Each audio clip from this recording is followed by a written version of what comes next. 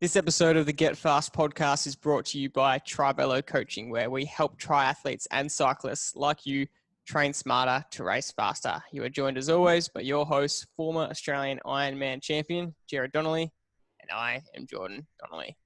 In today's episode, we've got another jam-packed episode talking most things the Tour de France. We have so much to fit in and how everything that you can learn from the Tour de France can be applied to cyclists and triathletes to learn some pretty incredible lessons over a pretty incredible race, which has panned out to be better than we could have ever expected. A couple of housekeeping things as per normal. If you want to get our programs to help you train smarter and race faster, just go to getfastpodcast.com. That's getfastpodcast.com. You can subscribe to our email list, and that's the best way to get access to our programs to help you.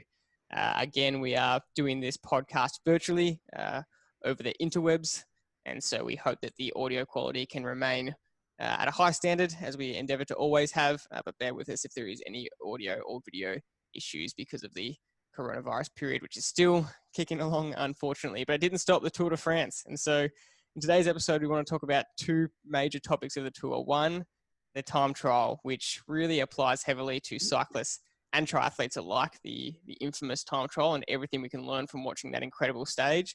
We're going to go through our Tour highlights as well, the best coaching tips you've summarized, Dad, that you learned from the Tour, and which can apply to everyone watching, as we're all athletes watching. We're all wanting to gain as much an advantage as we can and learn from the very best, the pros. But before we get into those two things, a couple of things, so much happened in the last week that we're going to struggle to get through it all, but a couple of major things that we wanted to touch on before we get into the TT and the summary was in that third week.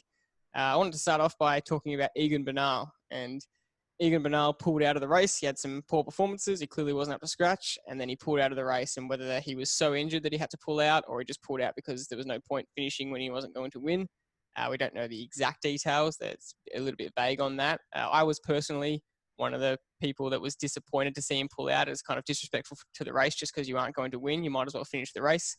But you are an advocate of knowing when to bother racing if you are underdone. You would say don't even start, and knowing when to pull the pin when it's not your time. You know, you're better to regroup and go back and train for next year's Tour. So what were your thoughts on Egan Bernal pulling out?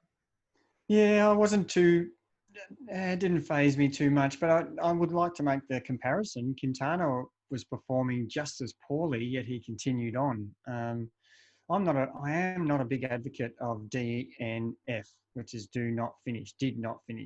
You know, I would still, and I've done this myself, continued on in races where I was totally out of contention, but in respect for the event and for my sport, I kept going.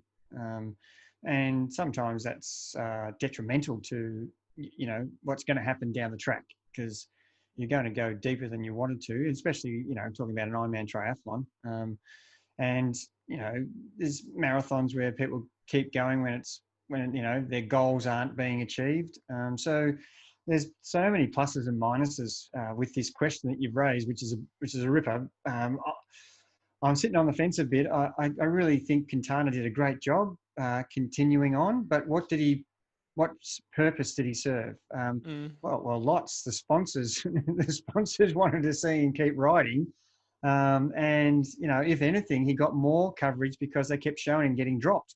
So that, you know, the sponsors want to see themselves on telly. So whether it's for good or for bad, you know, they normally want to see themselves in the break, not getting dropped, but they still got their name on telly, which is the number one goal for sponsoring a team. One interesting point on that would be also, I thought out of respect for his teammates, maybe he would continue on, because as soon as he was out of contention, Ineos then switched to going for stage wins, and they won a stage, Carapaz and Kwiatkowski coming first and second. That was a great moment. I really enjoyed watching that. But I thought Bernal's never going to be in this position where he has an opportunity to work for his other teamates compared to them working for him. So I thought it would have been a nice chance for him to try and pull some weight for them to help them get a stage win. Again, they said he had back pain and knee pain. I don't know the facts, but I don't believe it was bad enough to pull out. It would have been nice if I was the team director to try and use him in that regard, and then freshen up and prepare for next year. Definitely. That's a really good point. You know, these guys sacrificed their whole career for the GC guy, and And it was great to see those two guys have an opportunity. And, all the Ineos guys had an opportunity as soon as Bernal was no longer in contention.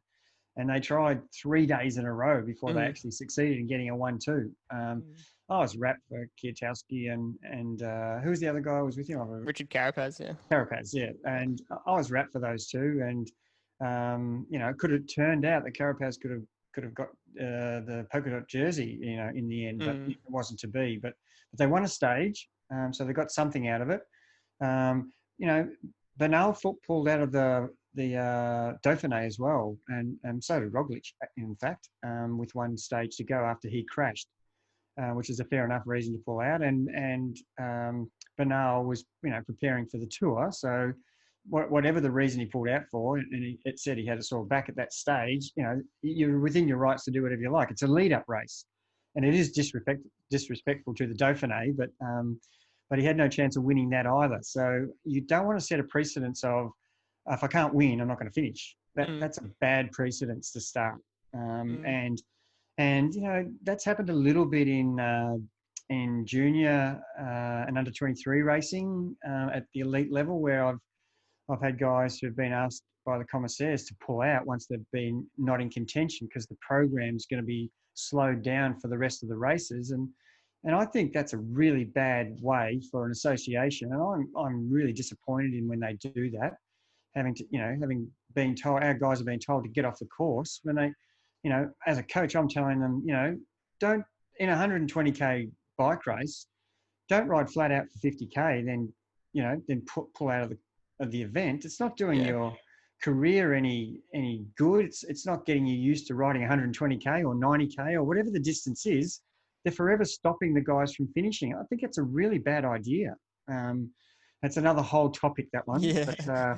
But yeah, look, I definitely I'm in favour of people finishing. But if there is a legitimate reason, and let's face it, they're paying him big money. He's a superstar. Maybe they want him to line up for the Giro, and they've got, we could all have egg on our faces and Ineos come out and win everything at the Giro. So, it's a weird year. There could be an enormous amount of reasons for what they're doing. And Dave Brailsford's not a dumb operator. He has orchestrated that many victories for that team over that long a period that he has got something up his sleeve. So don't discount what they're planning next. Imagine Bernal, assisting Geraint Thomas at the Giro. What a combination that's going to be. Yeah, definitely. And one last point on Bernal, and we kind of touched on it the last 2 weeks about how there's been such a big difference. We don't actually know how big a difference between how the riders trained in the COVID period in lockdown. And we know that Geraint Thomas came out and said that he wasted his training. We do know that Bernal was posting mammoth sessions on Strava. He's posting 8 or 9 hour indoor rides, which we actually spoke about a few weeks before the tour. We said that indoor riding is harder on the legs than outdoor riding. So a 2-hour ride indoor can equate to a 4-hour ride outdoor. And now he's getting some back pain and knee pain. You could almost argue that it was too much and he actually overused his body. And it also brings up an interesting point that, we talk a lot about getting the right bike fit, being in the right position to, 1, increase speed, but 2, prevent injury. And it shows that even the pros get it wrong sometimes. Yeah, well, I'm having spent such a long period in lockdown, in the first stage, I had 50 days where I rode without going outdoors. And I certainly was feeling fatigue in my legs and the pressure on my aging body, my knees was, you can't pedal an indoor trainer like you can pedal outdoor. It is quite restricting almost. And you've got, the good pedalers will be able to manage it. But I found myself not pulling up enough in the 360-degree rotation of the pedaling action and just pushing down too much because I was in races and being competitive. And when you push down on the bike, the bike moves forward. You get a response, but when you push down on a stationary trainer, it stays still. So I think the pressure comes back onto your body. So, the old adage that never spend more time on the trainer than you're going to do sleeping.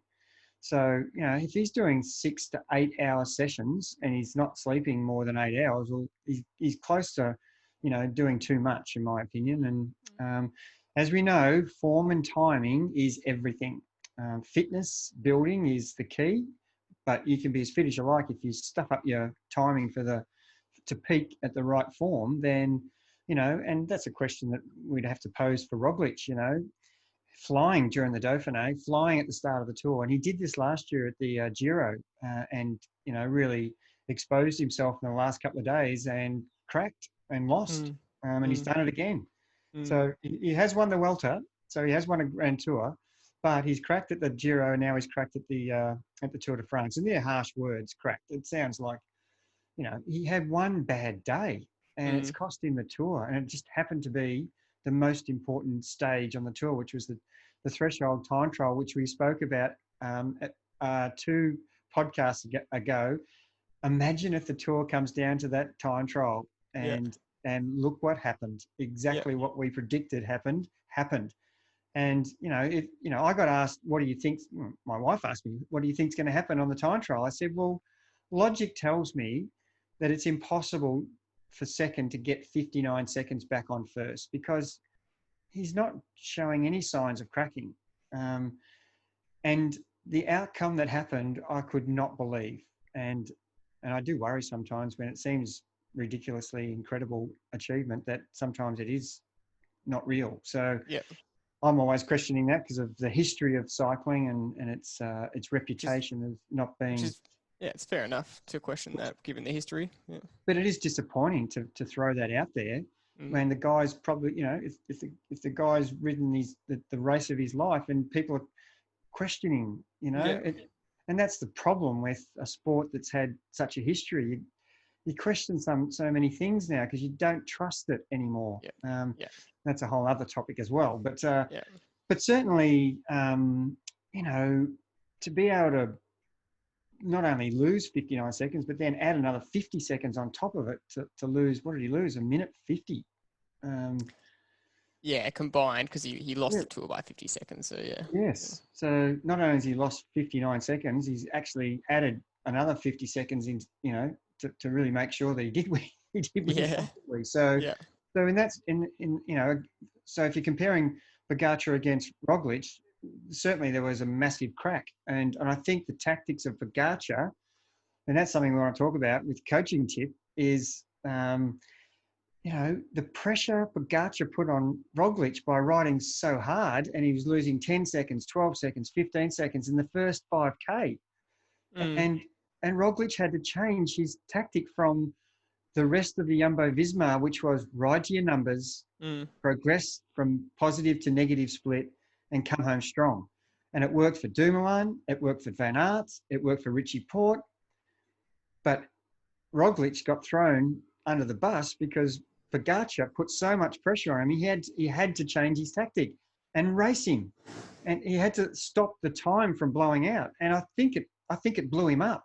Yeah. And it's a great training tip for, do you follow your numbers when you're racing, or do you race and risk blowing up? And in his position, you're defending the yellow jersey, you've got to race. And so I don't criticize that decision, but I think it cost him. The tactic of Pogačar to put pressure on him was incredible. And he rode so much better than Dumoulin and Richie Porte, who were the second and third best riders on the day, and Van Aert was the fourth best rider. Yet Pogačar was, what was he, 1:20 ahead of Dumoulin? And Porte was the same time. Porte, so. And 1:40 ahead of Van Aert, and 1:50 ahead of Roglic. So really, really interesting stage that really was the decisive stage of the Tour. Yeah, let's keep diving into it because we've got a lot to cover in the TT. And one of the main points for all our athletes listening, whether you're a cyclist or a triathlete, is that everything adds up in a time trial, right? And so every single part matters. And really, when you think about all the way, and I want to touch on the warm up all the way through to the start, how you take the first corner, your first 30 seconds, every corner you take, every uphill, every downhill, in a 36-kilometer time trial. I am often surprised at how close the pros are, because I just think with the amount of variables, I'm surprised there's not create more gaps. And I was so shocked when Porte and Dumoulin rode the same time. But if you look at their breakdown, how they got there was totally different. You know, Dumoulin got to the bottom of the climb, potentially 40 seconds ahead of Porte.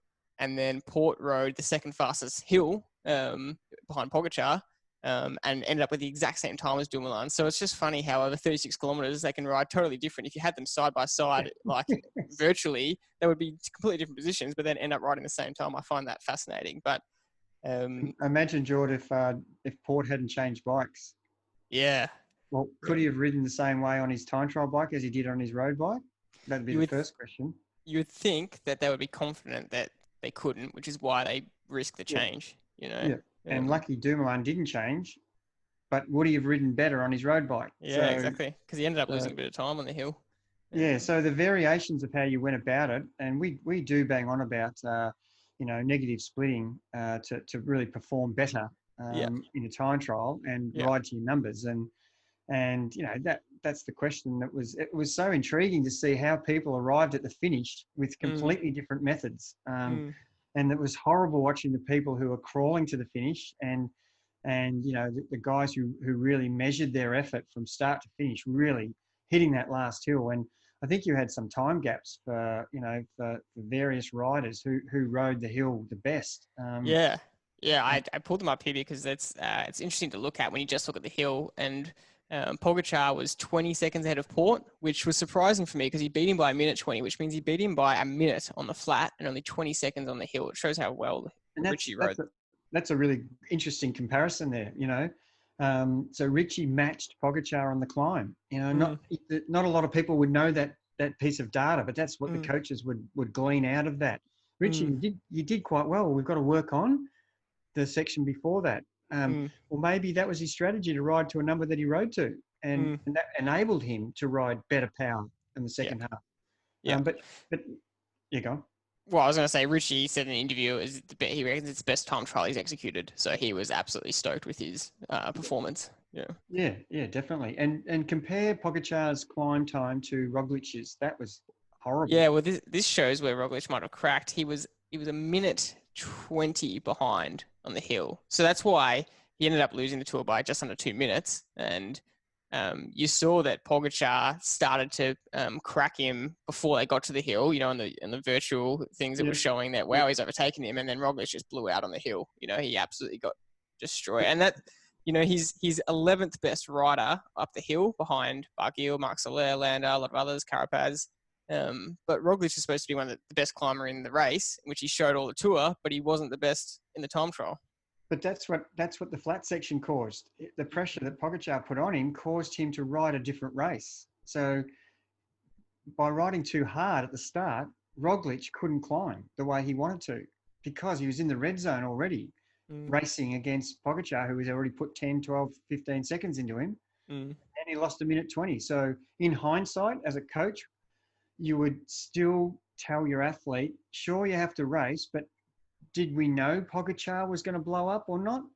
That would be the question, and prove that he didn't. He was able to hold that. But I would not be really risking my whole event on chasing someone who is 21 years of age, who doesn't have experience and has got nothing to lose and could end up capitulating halfway up the climb.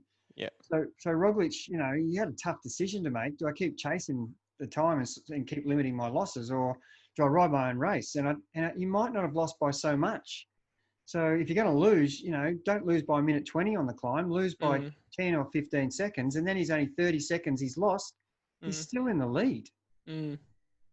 So there's a lot in that, and it's from my coaching point of view, I would definitely say ride your own race. I know there's competitors who are challenging you, but you don't want to ride their race. And I think that's the mistake he made, and that's just my opinion. But I think it's a valid one. We've backed it up with a lot of evidence here. Yeah, and how often do you see that in triathlons where people start the bike leg and they might see people in their age group flying past them, and you risk trying to stay with them, or do you just ride your own race? And it's such a tough decision to make in the moment because there's a lot of adrenaline and you might panic a little bit. In a triathlon, it's not a tough decision, Jordan.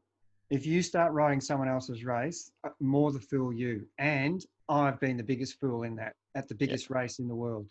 And, you know, I cannot let anybody do that anymore. That if you see people riding past you at the start, good luck to them, because you'll see them, if it's an Ironman, you'll see them at 140K, creeping while you're riding the same pace the whole way to the end. Yeah. And, you know, even the best cyclists in the world have proven, you know, just from what we've discussed, that, you know, it can be either way. You've got to race, but you've still got to understand your numbers. And it's such a great example as a coaching tool to analyze this and understand, you know, even the elite guys can still get it wrong sometimes. You've made that clear as day, I think. But talking about Roglic cracking a little bit, and you said off air that you didn't like to use the word cracking because he still came fifth in the time trial, and it was also a matter of Pogačar producing the most unbelievable performance that no one predicted and no one could have expected, which is again a whole other topic. But there are some factors I was watching with Roglic, which came to my attention, and one was that he decided to warm up right until the last second. I'm glad you brought that up. I was horrified at what I was watching, and we're pretty detailed in how our warm up goes for our races and for our time trials. And you know, the gap was 2 minutes between each rider. So Superman and Pogačar and Roglic were the last three riders. So it's 6 minutes for Lopez to go, 6 minutes. Then Pogačar, then Roglic. He had his helmet on with 6 minutes to go on the ergo at 26 degrees. Are you crazy? And ironically, the helmet started going everywhere halfway through the ride. But why is he warming up with the helmet on when we know that heat is dissipated through feet, hands, and head, and he's stopping? He's cooking himself under that helmet. And he was still on it with less than 2 minutes to go. You know, you need to stop warming up and give yourself at least 5 minutes. And I put that in our program. At least 5 minutes between the start of your race and the end of your warm-up, and stand up and walk around, just to let the blood move around. And you get back on the bike and you feel really fresh. I think he was just missing the boat there on his warm-up. Everything like this contributes. Don't underestimate how all these things are so important to the outcome. Yeah, definitely. And I thought when I was watching, this is either going to work in his favour. He's going to come out so hot and he's going to dominate this time trial. And he's going to look as perfect as he has all tour and he has since racing started back again. Or it's going to have the opposite effect and it's going to be a disaster for him. And it turned out to be the latter. And we don't know. We can't blame it on the warm-up, but it seemed to be a factor. No, it's never one thing, Jordan, as we say many times. It's always a combination of things. You know, it could have been an accumulation of the whole 3 weeks that he was never time trial properly.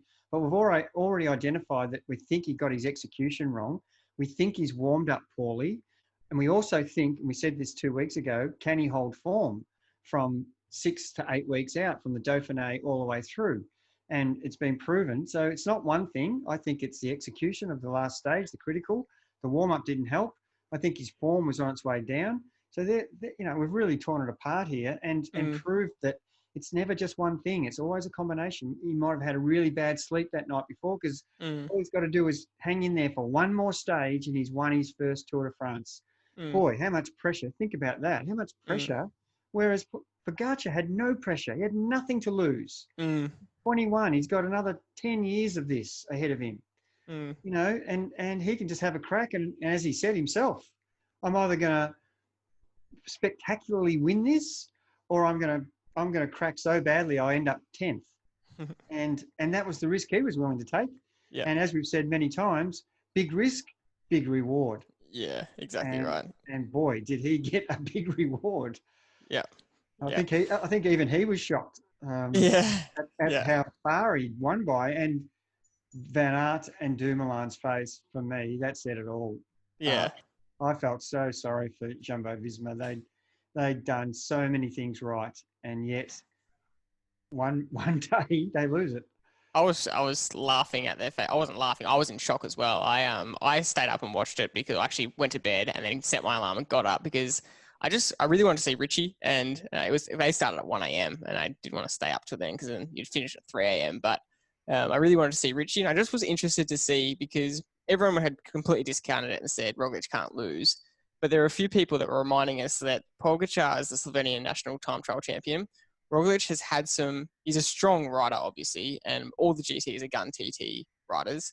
But he's had some historically poor performances in TTs recently, and he's improved. But a lot of people were saying that, Pogačar will take some time back and maybe max 30 seconds, 40 seconds, not 2 minutes. But I was interested to see how close Pogačar would get. If he got within 10 seconds, would they race on the final stage to Paris or something like that? So I really did want to watch it, and it was well worth getting up for. I do want to touch on Pogačar in a second. There's a few points on his performance. But last couple of points on Roglic I wanted to ask about was the form thing. Because we said he's really in form coming into the tour. It's hard to hold form for the entire 3 weeks. He just looked horrible in the time trial. So you talk about execution, the warm up, all these factors, the build up of the 3 weeks of fatigue. But he just, I saw a highlight video today of the whole tour, and it showed his stage win in stage 3, I think it was, or 4, where he won the sprint up the hill. And he just looks strong, fresh. He just blew everyone else away in the last kilometre. He looked unbeatable on a hill. And then you compare that to how he was riding the hill in the time trial. He looked like he looked like he forgot how to ride a bike. His cadence was all over the shop. He didn't look strong. He didn't look like he was going fast. And he obviously wasn't going that much slower than the rest. But this is all arbitrarily kind of looking at him. But it just seemed like he was his helmet was half off his face. It just looked like a disaster all around. He looked haggard and ragged. And look, that was the pressure from Pogačar. And I just think when you blow up, Jordy, in a time trial, it's ugly. And, the things I think about is, I can't wait to sell this bike. That's the first thing that comes to your mind. And I reckon Roglic was saying the same thing. Get me off this thing. This is just horrible. It's going worse and worse. And when you can't pedal because, you've lactated your thresholds, your heart rate's in the red zone. There's nothing you can do. It's over. And he did well to limit his losses, even though he still ended up coming 5th. So, so gutsy effort to hang in there. And as I say to the guys who get it wrong, even at club level, gutsy effort to keep going when you've blown it, and you've blown it in the first 10 minutes of a 20-minute effort or 30-minute effort. And I think he was trying to ride high cadence so he could actually keep the power up, and he was trying everything.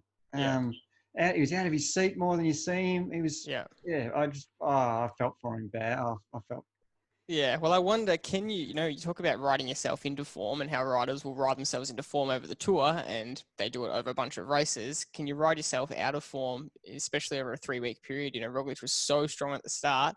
And I wonder that because if he was so protected by his teammates, he almost rode himself out of form a little bit by having to do less efforts. Pogačar almost could have gained fitness over the tour because he was on his own a lot and he had to do all the efforts himself. I wonder if science would tell us that doesn't really add up. Sports science, exercise science would say that doesn't make as much sense to dramatically change your fitness in such a short period of time.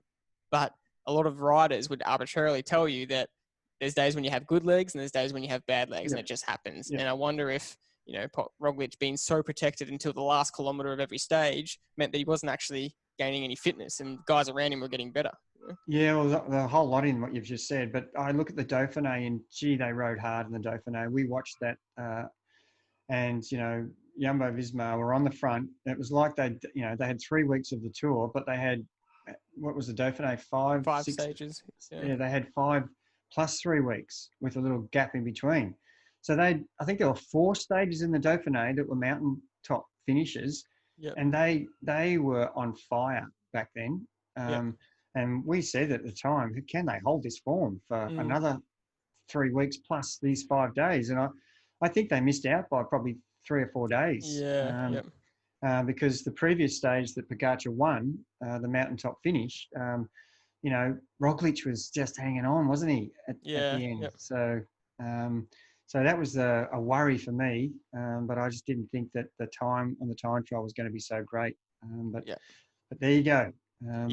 But as you said, it was so good to see Richie, and that's a whole topic in itself, which I'm really keen to discuss.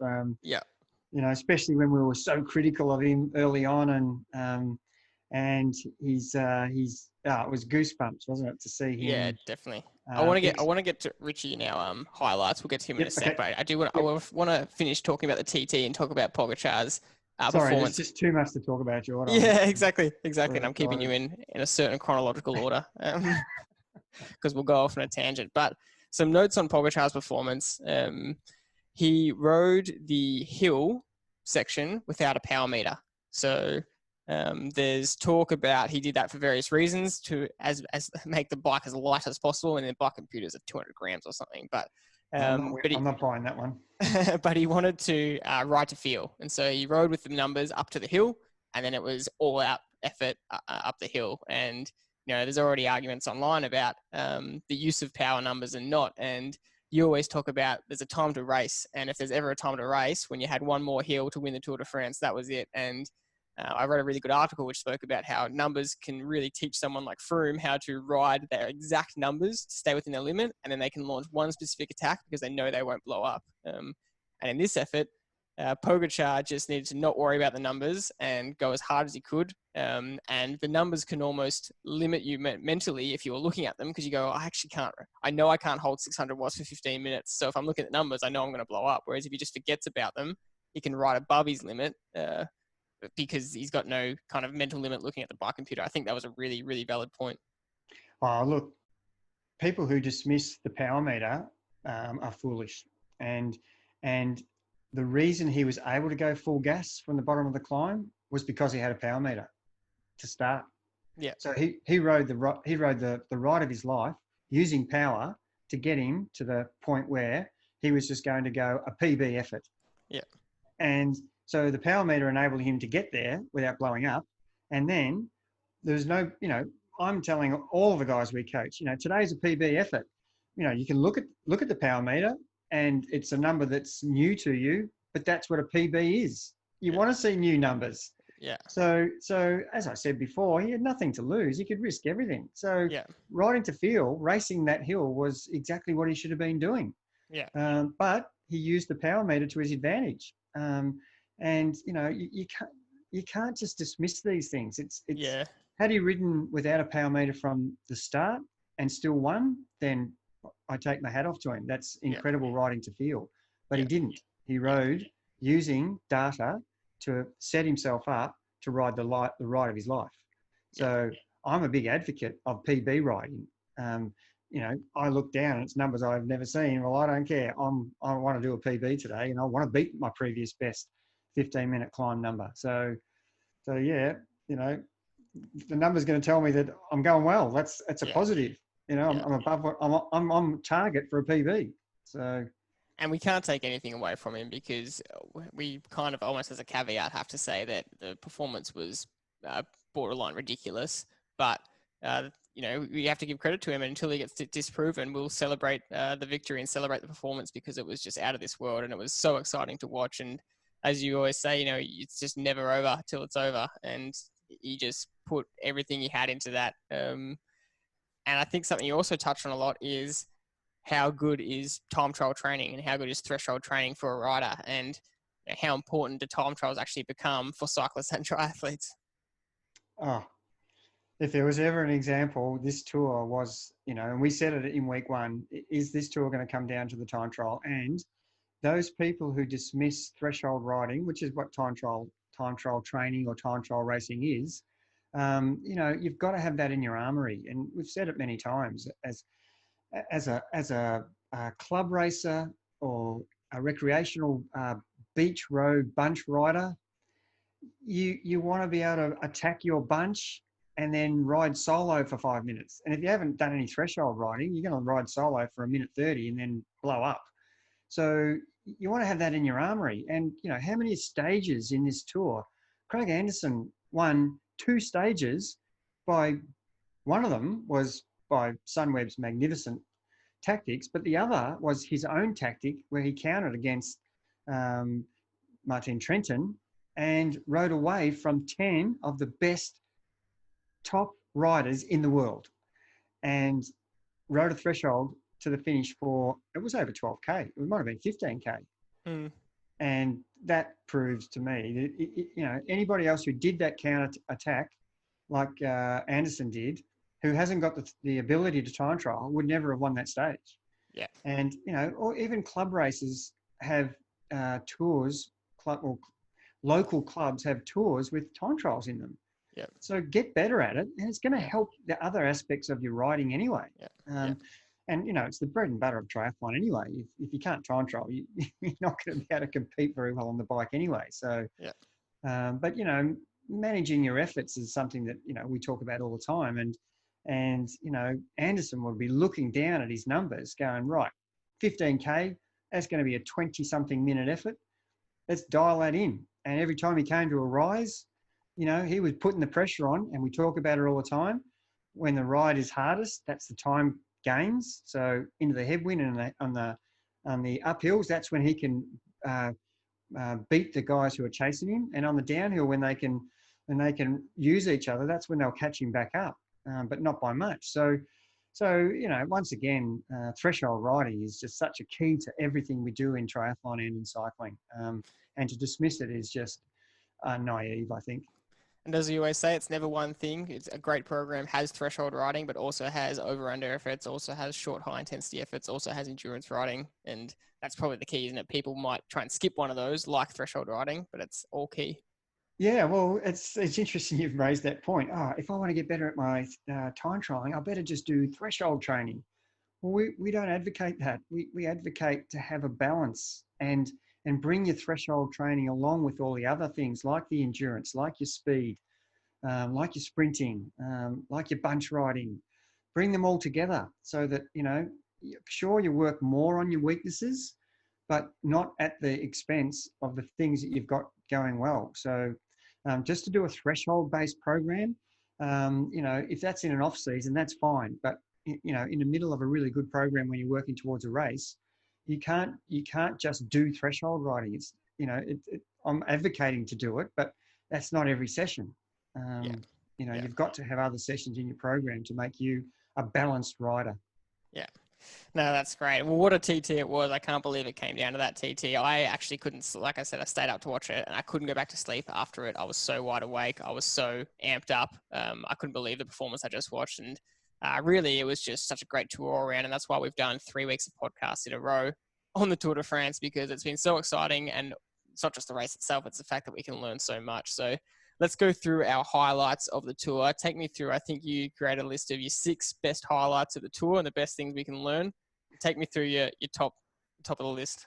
Yeah, well, it was so easy that just I picked up the pen, had the paper, and I just went bang, bang, bang, bang. I didn't have to think about it. It was I could have gone for more tour highlights, but I think we ended up with similar lists. But even go backwards, even start with your 6th best and go to the number 1. Okay, this is a bit left of field. My most important, I'm going to start from 6, the least tour highlight out of, how can it be the least? Anyway, I think changing of the guard. I really believe that this is the tour where we just see the emergence of a new crop of riders, and the longevity of the Sagans, the Valverdes, the guys who have been such legends and given us such joy for a decade, you know, and just they're household names. And now we've got a new crop. And I started writing them down. I've got Pogacar, Van Aert, Hershey, Van der Poel, Roglic, Mas, Guan Martin, Kuss. There's just so many. Keep rattling off. Yeah, definitely. And then you think about Bernal. He's forgotten, but he's only 23 or 24. I know. Or whatever. And Alaphilippe's just reasonably new. He hasn't been around a lot. Caleb Ewan, you know, it's exciting. We've got 10 or 15 guys who could win any spring classic, any tour, any race in the world now. And, you know, I look at Van Aert and I think, is this guy one of the greatest all-round riders in history? Because is there anything he can't do? I mean, he's won sprint stages. He came 4th in a time trial, and he's been on the front riding up mountains, dropping Yates and who are pure climbers.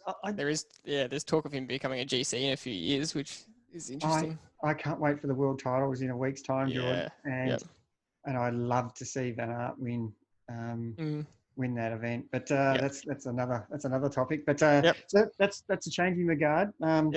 Caleb Ewan, my fifth, 2-stage wins. Really disappointing this morning for him.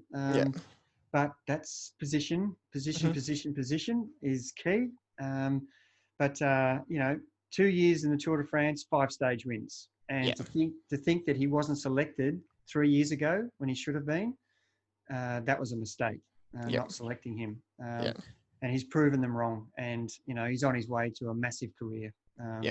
And he's such a likable person. And, he ground his way around those hills and never gave up with his one thought of, I'm going to win on the Champs-Elysees, and unfortunately didn't work out. But he suffered. He suffered badly. But he had a great tour. Definitely. So Richie Porte, I know it's not my number one highlight, but his journey was incredible. The crosswind day, he loses a minute 30. Then he has a double puncture going into Lyon and changes the bike like flash and doesn't lose any time. Then on the gravel, he gets a front puncture and the GC riders all attack him. Really questionable tactics. And he rides his way back on. Just fantastic. Never say die. I'm here for one reason. I've just had a baby. I've sacrificed so much. I'm not going to let a puncture destroy my race. And then he finishes it off with the time trial, and he ends up on the podium on the Champs-Elysees, which is going to be the highlight of his career. And I think that to finish in the top 10 is a real fantastic achievement, but people always remember that you're on the podium. First is the ultimate, but to be on the podium as a GC rider is something you'd really hang your hat on, and I think he should be proud of what he's done. And as much as I'm critical of his tactics a lot of the time, he would probably be a better bike rider if he had better tactics some of the time, because his ability is unquestionable. And he just had such bad luck. But as we say about luck, the better you are, the luckier you are. So I just sometimes I think he just needs to think things through a little bit more clearer. But so that's my fourth. This is just a general statement, and you said it before. It just highlights it's never over until it's over, and never give up. You should go down with the boat sinking, still thinking you can save it. And that's the attitude that you need to have. And Pogacar just proved that. Richie Porte just proved that. There's just so many examples of guys who just kept persisting. Consistency will get you your reward at the end of the day. So just never give up. The importance of time trialing, I think we've banged on about that enough. Second one. And my tour highlight was Sunweb's tactics. That was my tour highlight. And look, I can rattle off. Hershey. I just think he is the next superstar GC rider. If he can just improve his time trialing a bit more, he could win some one-day classics. He's just got the will to win. And unfortunately, he had that horrific crash when he was in the break with the Sunweb with the Ineos guys. I would have loved to have seen that finish with those three guys fighting it out. But his performance, winning those 2 stages, after he came third to Alaphilippe and second... other way around, but second Alaphilippe and third in that bunch sprint with Pogacar and Roglic. In the bunch sprint, and then to come out a third time and actually win solo, that was just persistence, and the 1-2-3 attack into Lyon from the Sunweb boys to win that, and then for Anderson to win his solo. How many stages did Sunweb ended up winning? Did they? Oh, that was 3. I can remember. Yeah, it was 4. I think it was 4, but I can't remember the 4th. But they kept putting themselves into position. And look, I was critical at the start, and they didn't pick Michael Matthews.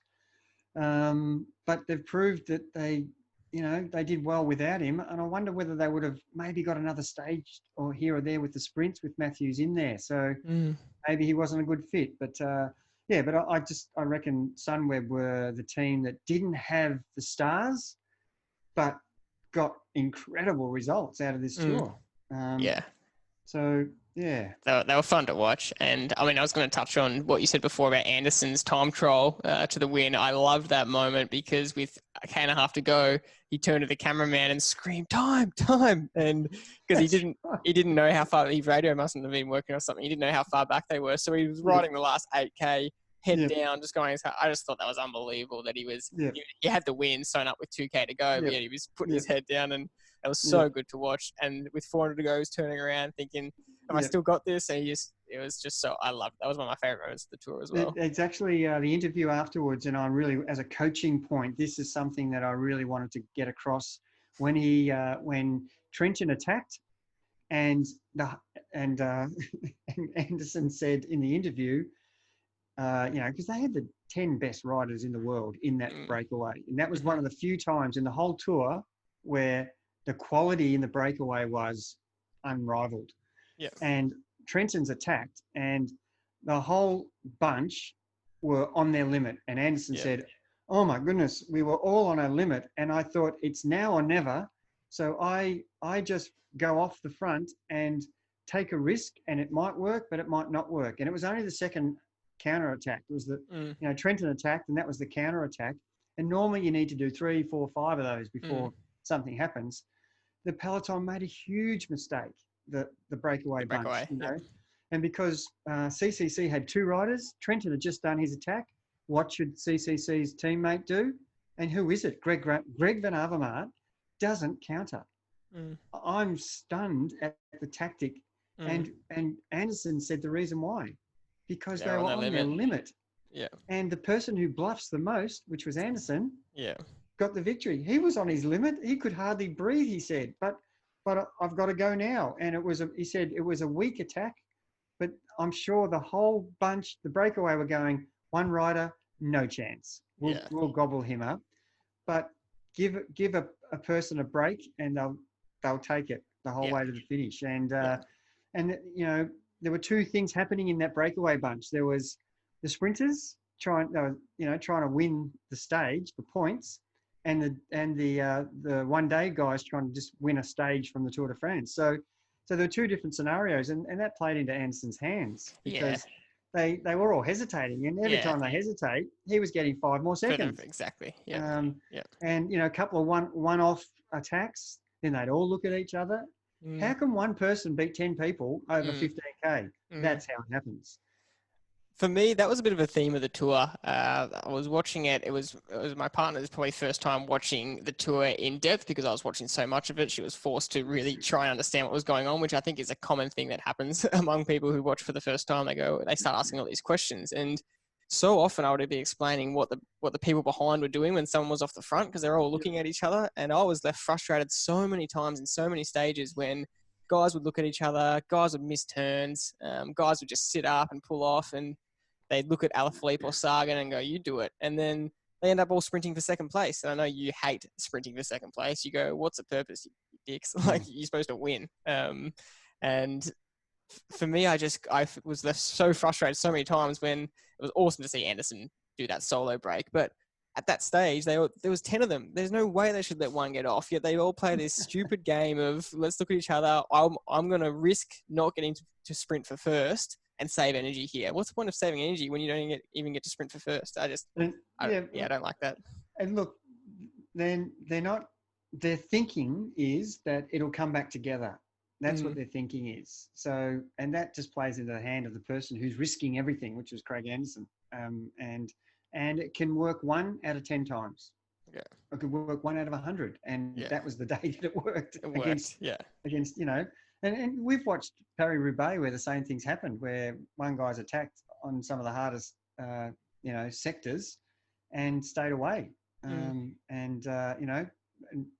taken risks and ended up with a reward. So it can happen many times, but it's rare. Yeah, definitely. What about your?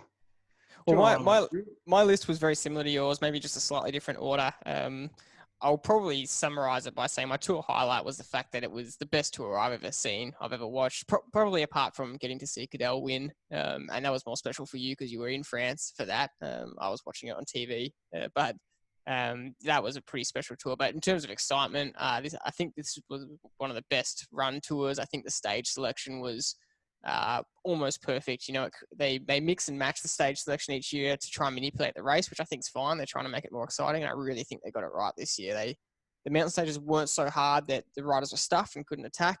They weren't so easy that it could just be one team tempoing on the front, although Jumbo-Visma did a lot of that. But that Queen stage was absolutely incredible. Jumbo-Visma couldn't do their normal thing once it got to 24%, and it was just rider for rider, and that was one of the best stages I've ever seen because it was just back and forth. Guys would get 50 meters up but then get caught, and it wasn't ridiculous attacks like you used to see with Armstrong and Ulrich, where obviously they were doping, so it was a bit extreme. It was more they were on their limit and guys were dropping and then clawing their way back, and I actually found that more exciting than seeing superhuman efforts that you kind of go, oh, that's clearly not right. So for me, that was the biggest highlight. Was probably one of the best tours I've seen. But my sixth one was, actually, I loved seeing a lot of the winning moments. I thought a lot of the stage wins were really special. And obviously, to each rider that wins a stage, it's so special to them.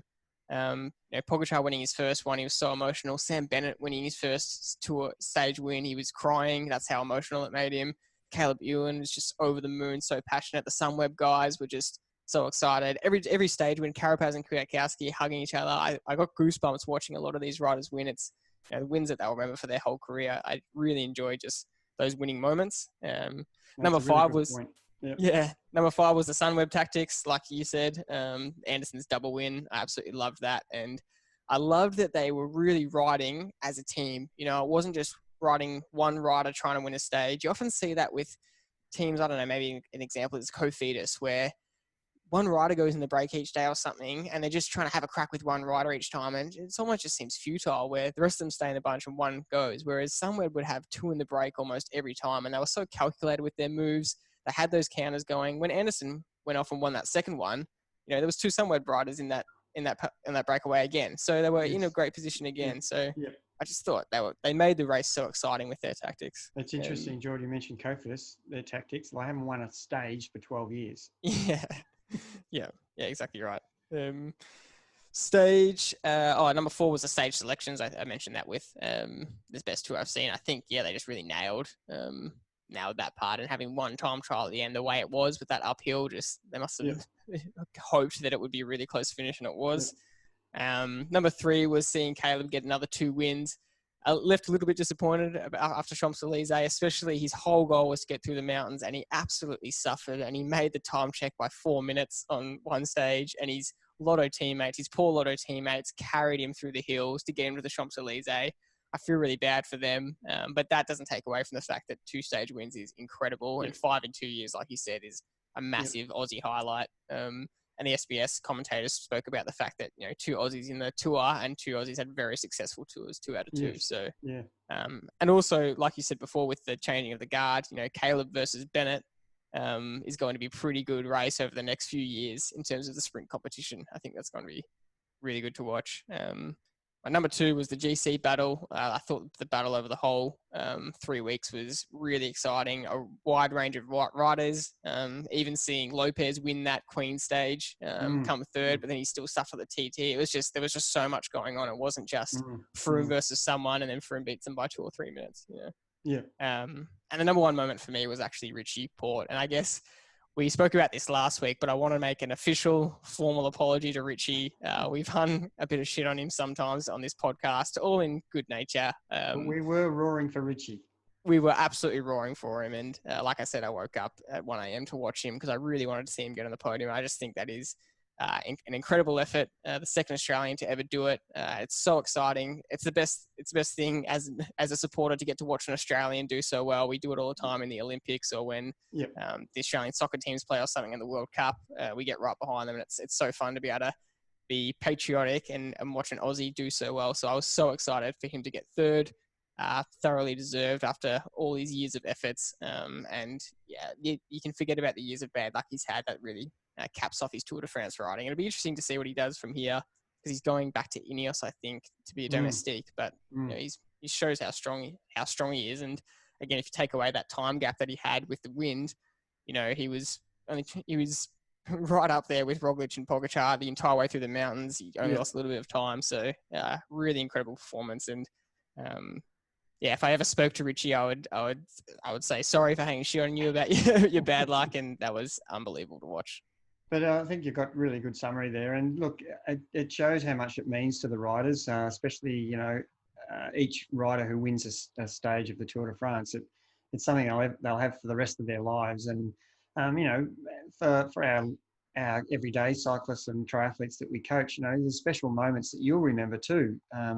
And the suffering and pain that Richie's had over 5 years or 6 years, how much sweeter is it for him? If everything came easy, everybody would do it. But he's had to fight and scrap and have so many moments where it seems like the world's against him. But he's got a really good even temperament and doesn't seem to get fazed by a lot of things. And that frustrates me about him a bit too. But at the end of the day, he has now made it to the podium, which no one can ever take away from him. Sure, he hasn't won the Tour de France, and he possibly should have already won the Tour de France. He's had that much bad luck when he was in such great form. And it was just the year Froome won, I reckon Richie was one of the years Froome won. I reckon Richie was in better form, but he had to ride for him. So, but to eventually get that, it does mean a lot to them. And especially a year like this, I think it means more to people now because, we take for granted the life we used to have. And I'm amazed that the Tour actually got to the finish in the first place.